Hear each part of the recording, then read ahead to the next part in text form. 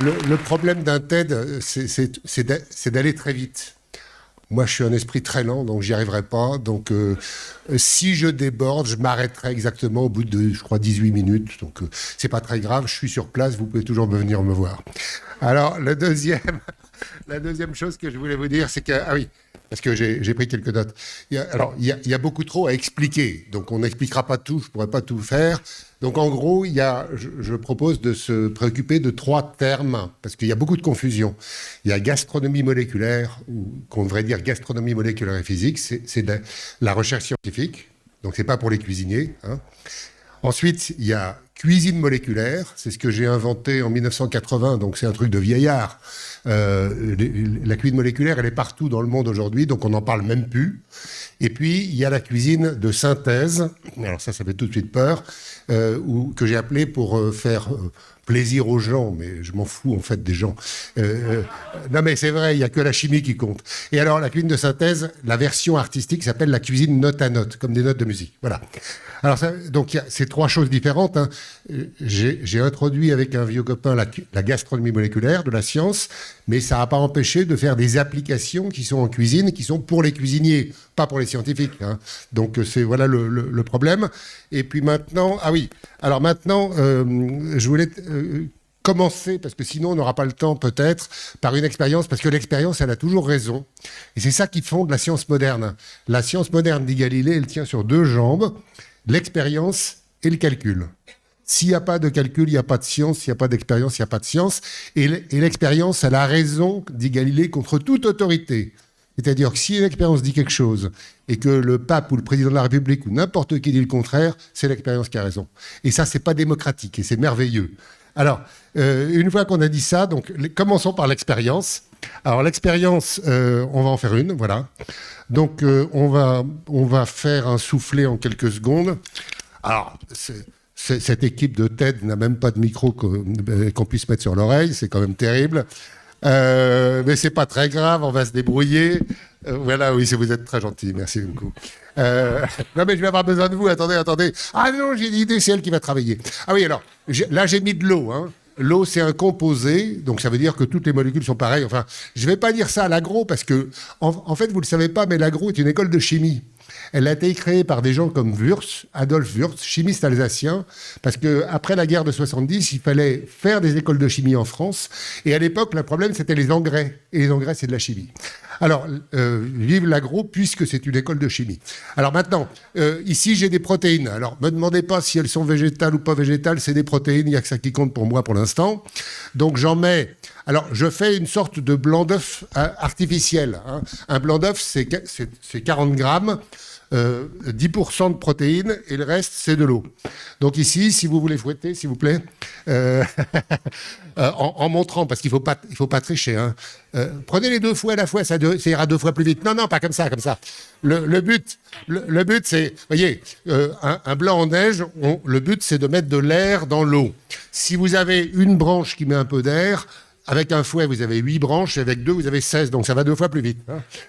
Mais en fait, on ne veut pas faire une mousse. Alors, on pourrait faire une mousse, et je suis heureux de vous dire qu'avec des enfants handicapés, on a battu le record du monde du plus gros volume de blanc en neige avec un seul blanc d'œuf, c'est plus de 40 litres. Et donc, je lance un défi aux élèves de l'agro. Saurez-vous faire plus que 40 litres de blanc en neige avec un seul blanc d'œuf? Alors, mais c'est pas ça qu'on veut faire aujourd'hui. Aujourd'hui, on va faire une émulsion. Hein, une émulsion. Alors, l'émulsion, allez-y, vous battez. Une émulsion, c'est pas une mousse. Une mousse, c'est un gaz dans l'eau, alors qu'une émulsion, c'est 2 liquides qui se mélangent pas. Donc là, je mets de l'huile, comme une mayonnaise. Alors, évidemment, vous savez qu'il y a les phases de la lune, les règles féminines, le sens de battage, tout ça, c'est du baratin. Hein. Mais le but, c'est que le fouet divise l'huile en gouttelettes de plus en plus petites. Donc, il y en a une, elle fait 1 centimètre, on coupe en 2, un demi, un quart, un huitième, un 16e, un 32e, un 64e, etc. Et avec 20 coups de fouet, vous faites 1 millionième, il vous faut un microscope pour regarder. Bon, donc je continue avec de l'huile, battez fort, voilà. Notre mousse se transforme progressivement en une espèce de crème, hein, voilà. Et donc, on va avoir une émulsion. Et une émulsion paradoxale parce qu'il était interdit dans le temps de mettre la moindre goutte de blanc d'œuf avec le jaune d'œuf quand on faisait une mayonnaise. Toujours dans le même sens. Non, c'est une blague. Ah oui, alors, je fais pas un tête très classique. J'ai préparé un très gros PowerPoint. Je l'ai regardé, je l'ai révisé, je l'ai transformé cet après-midi. Mais ça, c'est tellement plus important. Donc, je ne sais pas où on ira dans le PowerPoint.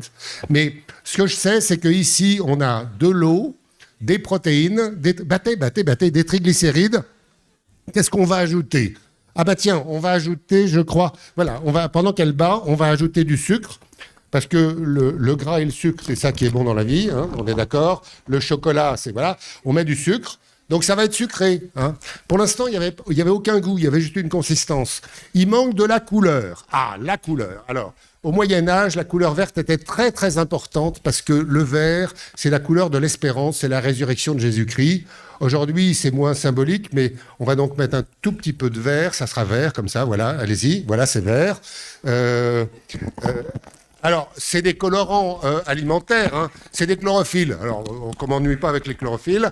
Et puis, il nous manque des tas de trucs. Moi, j'aime bien quand c'est sucré, qu'il y a un petit peu d'acidité. J'ai ici de l'acide tartrique. L'acide tartrique, c'est bonheur en cuisine, parce que ça donne une toute petite acidité élégante. Allez-y, battez. Voilà. Et puis, on peut continuer comme ça à l'infini, mais on va s'arrêter parce qu'on n'a pas beaucoup de temps, on n'a que 18 minutes. En revanche, on va faire la chose suivante. On va le verser dans un verre que j'ai préparé par ici. Vous en versez un peu, s'il vous plaît. Voilà. Allez-y. Vous, à mi-hauteur, à peu près. Donc, on a une mayonnaise. Hein, sauf que ce n'est pas une mayonnaise, parce que c'est pas la même recette. Mais voilà, on a une mayonnaise. C'est une émulsion. Alors, on ne va pas mettre ça devant, on va le mettre derrière. Et maintenant, on va se poser la question, mais qu'est-ce qui se passerait si on cuisait une mayonnaise? Et c'est une question qui n'est jamais posée. Donc, cuisons une mayonnaise. Alors, on met la mayonnaise. Enfin, c'est pas la mayonnaise. C'est une invention que j'ai faite dans le temps qui s'appelle un Geoffroy. Alors, on met plein pot. Et là, on est rationnel. Donc, on se dit, bah tiens, il y a de l'eau, il y a de l'air, il y a du gras. L'huile, elle n'est pas sensible au micro-ondes. Mais l'eau, elle est sensible. Et 1 gramme d'eau, quand ça s'évapore, ça fait 1 litre de vapeur, 1,5 litre de vapeur. Donc, ça devrait gonfler. Hein, si tout se passe bien. Voilà. Ça devrait gonfler. Mais si ça gonfle, ça veut dire qu'on a atteint 100 degrés. Donc les protéines vont coaguler. Donc ça va stabiliser le produit gonflé. Donc en réalité, on va obtenir un soufflé. Voilà. Et ce soufflé, alors je ne sais plus si je l'appelais un gypse ou un Dirac. Je crois que c'est un gypse. Le voilà qui commence à souffler. Le voilà. On l'a. Il est ici. On a donc un soufflé en quelques instants. Alors, ça, c'est de la cuisine de synthèse. Non, mais après... C'est de la cuisine de synthèse. On a pris des composés purs, on n'a pas fait de synthèse organique, on a fait des composés purs, et avec ça, on fait la cuisine. Ça pose des tas de questions scientifiques intéressantes, mais pour l'instant, c'était de la cuisine. Et donc, on peut arriver maintenant, en quelque sorte, j'ai répondu à la question l'alimentation de demain. Je pense que la cuisine de synthèse s'imposera à côté du reste, pour des tas de raisons, et si j'ai le temps, dans les 18 minutes, on arrivera à l'explication de les raisons. Alors maintenant, il faut commencer, parce que pour l'instant, on n'a pas commencé. Alors, voilà le titre, on est tranquille. Alors, la gastronomie moléculaire, c'est quand même ma passion, donc j'en parle. L'idée, c'est d'explorer les phénomènes qui ont lieu qu'en cuisine. Voilà, on cherche les mécanismes des phénomènes qui ont lieu qu'en cuisine. Dans le soufflé, il gonfle, pourquoi est-ce qu'il gonfle? Le steak brunit, pourquoi est-ce qu'il brunit, etc. Les phénomènes, il y en a plein, donc c'est merveilleux parce que la science cherche les mécanismes des phénomènes. Alors avec ça, donc en 88, vous voyez, j'avais les cheveux moins blancs, j'étais plus jeune.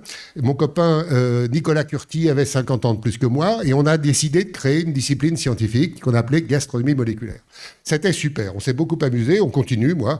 Les démarches des sciences de la nature, je ne vous les explique pas, ça sera dans mes cours si vous les suivez en Master 2 dans FIBDES, par exemple. Et je passe sur l'idée qu'il y a quand même une idée rationnelle d'aller progressivement de plus en plus profond jusqu'à la molécule. Hein, on y reviendra. La question, c'est quoi un aliment? Est-ce que ça, c'est un aliment? Alors la réponse est oui. Moi, je dis qu'un aliment, c'est quelque chose qu'on mange pour entretenir notre corps et notre esprit. Voilà. L'esprit, c'est important parce que la cuisine, elle vise à dire « je t'aime ». Mais elle ne dit pas « je t'aime » avec des mots. Elle le dit avec le goût et « ah ». il m'aime. Hein. Voilà. Et c'est important de savoir dire je t'aime. Est-ce que vous savez dire je t'aime? Dites un peu je t'aime. Non, non, c'est nul. Un peu plus. C'est mieux. 1, 2, 3. C'est pas mal. Bon. Alors, qu'est-ce que c'est qu'un aliment? Alors, un aliment, c'est ça. Alors, on va le regarder de loin. Donc, on voit une organisation macroscopique. On se rapproche, on voit une organisation microscopique, nanoscopique et moléculaire. Ne me demandez pas où sont les molécules, elles sont responsables du changement de couleur. Mais on va passer là-dessus. Alors, en 2001, j'ai inventé une sorte de calcul qui s'apprend en 1 heure. C'est 3 fois rien. Et ce calcul permet de décrire l'aliment à toutes les échelles. Alors, voilà, par exemple, à cette échelle-là, voilà la formule. Ici, voilà la formule à l'échelle microscopique. Voilà nanoscopique. Et voilà... Ah oui, je ne vous ai pas dit que vous étiez des gels. Alors, notre charmante... vous êtes quoi, votre métier? C'est quoi? Psychiatre. Votre psychiatre est un gel, puisque l'Union internationale de chimie des aliments et des applications dit qu'un gel, c'est un solide qui est plein d'un liquide. Et ça coule pas. Or, elle ne coule pas, vous voyez. Non, mais il n'y a pas qu'elle, hein. On est tous des gels. Hein. Et les gels, par définition, ce sont donc ça. Mais alors, ça veut dire qu'un tissu végétal est un gel. Ça veut dire qu'un tissu animal est un gel. Et ça a plein de conséquences. Parce que des gels, il y en a plusieurs sortes. Par exemple, on sait bien que les fibres musculaires dans un muscle, c'est pas la même chose que ces images d'échalotes, par exemple. Et voilà. Alors, on avait une formule, vous voyez ici, pardon, je n'ai pas fait marche arrière. Si, voilà, on avait une formule, regardez la formule, c'est celle de l'échalote. On va se dire, on va faire un gel artificiel avec la même formule. Eh bien, le voilà, ça a été servi par Pierre Gagnère à Dubaï ou Hong Kong ou Tokyo, je ne sais plus. C'est des perles d'alginate qui sont collées entre elles, et c'est une orange artificielle. Il y a du jus d'orange, et c'est comme une orange, des petits sacs qui contiennent du jus d'orange. Donc, artificiel, n'ayons pas peur. Naturel, ça veut dire qui n'a pas fait l'objet de l'intervention d'un être humain. Artificiel, c'est là où l'être humain est intervenu. Et dans le mot artificiel, il y a art. Donc ne craignons pas le mot artificiel. Je n'ai pas dit que c'était la même chose que le mot synthétique. Au contraire, ce n'est pas la même chose. Alors bref, continuons avec des formules. Voilà la viande. Combien il y a de gels différents? Parce que vous voyez qu'ici, à gauche, c'est un gel de gélatine. À droite, c'est un gel d'échalote. Ce n'est pas la même chose. Il n'y a pas les mêmes propriétés. Combien il y en a? Alors, un travail, il y a quelques années, j'ai fait un petit programme informatique, ça m'a pris une demi-heure. Hein. Et avec ça, j'ai calculé tous les gels. Alors, il y en a 16. Mais c'est des gels simples. Si on met maintenant des bulles en plus, etc., on a des gels un peu plus compliqués. Combien y a-t-il de gels de classe 2? Il y en a 1489. Les voilà, les voilà, les voilà et les voilà. Il n'y en a pas d'autres. Donc, j'ai découvert tous les gels de classe 2. Alors, sur les suspensions, c'est les sauces, en gros. Ben, les sauces, même programme, il y a seulement 6 suspensions de classe 1 et 158 de classe 2. Alors, ça, c'est sympa, mais ce qui est plus intéressant, c'est que, partant de la formule, on peut faire l'objet physique. Quelles sont ses propriétés? Est-ce qu'on peut les prédire? Alors, on va voir plus tard, si j'ai le temps, que ça peut être utile pour des applications. Alors, maintenant, les applications, justement. Alors, on parle toujours d'applications en pensant que c'est des applications techniques. Non! Il y a d'abord les applications didactiques. Le fait que la Terre tourne autour du Soleil, ça a été une révolution, c'est le cas de le dire, et ça a failli emmener les gens au bûcher. Enfin, il y en a un qui a mal fini. Alors, par exemple, j'ai un séminaire tous les mois, en public, avec des chefs. Là, ce jour-là, on testait, est-ce que l'œuf dans une pâte à tarte change quelque chose? Parce que moi, je mettais de l'eau dans le temps. Un chef me dit, tiens, il faudrait mettre du jaune, du blanc, du machin. On a fait des tartes avec du blanc, de l'eau, de l'œuf entier, etc. Pas de différence sensorielle avec un test triangulaire. Donc, je ne mets plus d'œufs parce que ça coûte cher.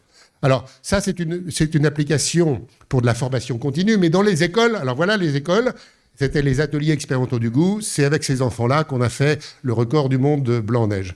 Alors après, application technologique. Alors technologique, je vais aller vite, mais en gros, donc vous voyez, je situe bien. Alors ça devrait être montré à tous les élèves de l'agro en première année, la première heure. Hein. Il y a la technique, la technologie et les sciences de la nature, c'est pas la même chose. Alors, par exemple, un exemple, au labo, on avait une thèse sur le bouillon de carottes. C'était une thèse payée par des industriels très sérieux, qui ont payé très cher. Hein. Donc, on faisait des bouillons de carottes, c'est à gauche, et puis on les analysait par résonance magnétique nucléaire. C'était très amusant. Et puis, ça prenait 5 jours pour avoir un échantillon. Et un jour, je me suis dit, mais tiens, voilà, c'est un gel, mais en vrai, une carotte, un oignon, c'est de la flotte. Un être humain, c'est 70% d'eau, 20% de protéines, 10% de gras. Hein. Même notre charmante psychiatre qui est passée avant moi. Mais vous tous, hein, c'est toujours... Alors, il y a plus ou moins de gras, hein, selon les personnes, mais c'est toujours à peu près le même problème. Et alors, ça, c'est un liquide, donc. Et alors, donc, j'ai eu l'idée de mettre un petit morceau de carotte dans un tube. Et bien maintenant, en 10 minutes au lieu de 5 jours, on a le même résultat analytique. Alors ça, c'est très passionnant. Bon, alors maintenant, les applications techniques. Alors, la cuisine moléculaire, c'est un truc de vieux. J'ai introduit ça en 1980. Ça veut dire cuisiner avec des matériels qui viennent des labos. Alors, l'azote liquide, les cartouches de siphon, protoxyde d'azote, addiction terrible, etc., etc. Et avec ça, j'ai donné une invention par mois à Pierre Gagnère, en premier, mais après à tout le monde. Et Pierre faisait tout ça dans ce restaurant du monde, Dubaï, Hong Kong, Tokyo, etc. Voilà le plat qui s'appelait abstrait numéro 1, c'est une de mes inventions. Le Liebig, c'était un chimiste, c'est l'espèce de sauce verte, c'est une autre invention. Le Priestley, tiens, Pierre l'a présenté à Top Chef, ça, c'est encore une de mes inventions. Wurtz, Wurtz, Charles Adolphe Wurtz. C'est le truc rose par-dessus. C'est tellement bon, c'est un Wurtz au cassis, celui-là. Les œufs parfaits, ça, c'est une de mes inventions, elle est partout maintenant. Les salades artificielles, je passe. Les cristaux de vent, je passe, etc. Le gypse, on n'en a pas fait, c'est un autre. Le chocolat chantilly, très vieille invention. Et puis, alors demain, j'ai proposé une idée. L'idée, c'est de construire des plats avec des composés. Donc, comme on a fait là, hein, exactement comme on a fait là. Donc, vous avez vu, d'abord, c'est pas difficile. Alors, ensuite, pourquoi faire ça? D'abord, parce qu'il y a une crise de l'énergie. Donc, ça, cuisiner comme on faisait par le passé, c'est pas possible. Ensuite, parce qu'il va y avoir 10 milliards d'êtres humains à nourrir. On en nourrit 6. Il va falloir faire quand même un grand saut quantitatif. Et puis, comment faire? Le gaspillage est très important. Donc, si on réduit le gaspillage, on y arrivera peut-être un peu. Mais pourquoi gaspille-t-on? On gaspille parce qu'on a des produits frais. Si à la ferme, et c'est pas rationnel, transporter des tomates, c'est transporter de la flotte. C'est pas raisonnable. Parce qu'en plus, les tomates s'abîment. Alors, si à la ferme, on fractionnait, on aurait des fractions, et à ce moment-là, il suffit de cuisiner. Les techniques, c'est de la filtration membranaire, c'est des choses comme ça, c'est parfaitement connu. Le but, c'est d'enrichir les agriculteurs parce qu'ils sont responsables, enfin, ils ont en charge notre sécurité alimentaire et notre environnement. Donc ça, là, tout à l'heure, j'ai souri en quelque sorte, mais là, je suis vraiment sérieux. Et donc, le nombre de possibilités, c'est combinatoire, c'est infini. Alors, il y aura un nouvel art culinaire qui va naître, la cuisine note à note, qui est en train de naître. Il y a un concours tous les ans à l'Agro, premier vendredi de septembre. Et puis voilà les premiers plats.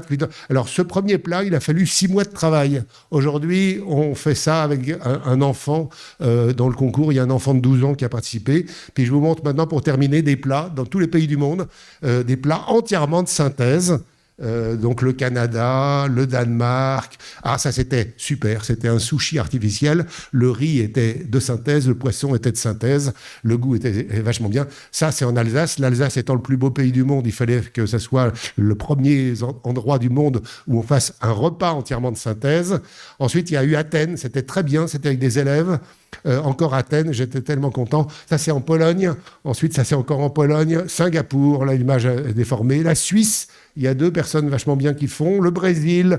Et puis, l'imprimante 3D alimentaire est arrivée. Donc, ça va nous aider parce que dans une imprimante 3D alimentaire, on ne met pas de la viande, du poisson et des carottes. On met des composés. Donc, je suis très content de l'impression 3D alimentaire. Et puis, demain, en cuisine, il y a tout ça. Et tout ça, c'est de l'innovation.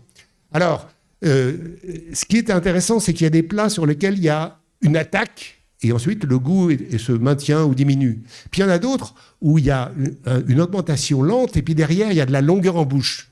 Qu'est-ce qui vaut mieux? Les deux à la fois. Alors, les deux à la fois. Mais est-ce qu'on pourrait faire un gel dans lequel il y aurait un goût qui apparaît, qui disparaît, un deuxième qui apparaît, qui disparaît, etc. On l'a fait et le voilà, il a été fait au Danemark. Et ça, c'est Charlie et la chocolaterie Roald Dahl.